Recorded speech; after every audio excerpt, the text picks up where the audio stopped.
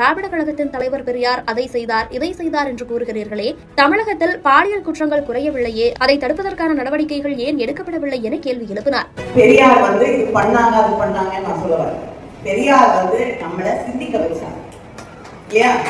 இந்த சமூகத்துல எது சரி பரவாயில்ல வாய் மூடிக்கு நம்ம போனோம்னு சொல்லிட்டே வளர்த்தாங்களோ அதெல்லாம் எதுக்கு கேள்வி கேடு அப்படின்னு நம்ம அப்பா யோசிக்கிறாங்க, நம்ம தாத்தா பாட்டி யோசிக்கிறாங்க. ஏன்னா அவங்க எல்லாமே அதுல மூடி போய் வாழ்க்கை கொண்டிருக்கிறாங்க. அதை மாற்றி ஒருத்தர் கேள்வி கேடு, உன்னுடைய வாழ்க்கையை நீ மாற்றிக்கொள்ள முடியும் அப்படின்னு சொன்னது தந்தை பெரியார். பாலியல் பலாத்காரத்தை கேட்கிறேன், நான் உடனே கேட்கிறேன், என்ன சொல்லி வளர்க்குறாங்க? 6 மணிக்கு வீட்டுக்கு வந்து, ஏன்னா இருட்ட வெளியில போனீங்கன்னா ஏதாவது தப்பா நடக்கலாம், இந்த ட்ரெஸ்ஸை போட்டுட்டு வெளியில போகாத, 4 பசங்க கமெண்ட் அடிப்பாங்க, தப்பா பேசுவாங்க, தப்பா நடந்துக்கலாம் சொல்றாங்களா?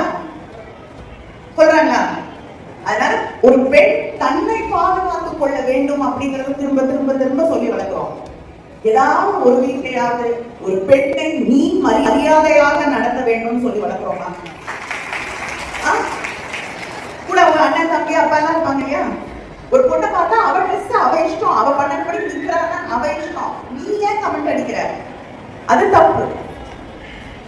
ஒரு பெண் அங்க நிற்கிறான்னா நீ போய் அவளை தொடுறது தப்பு.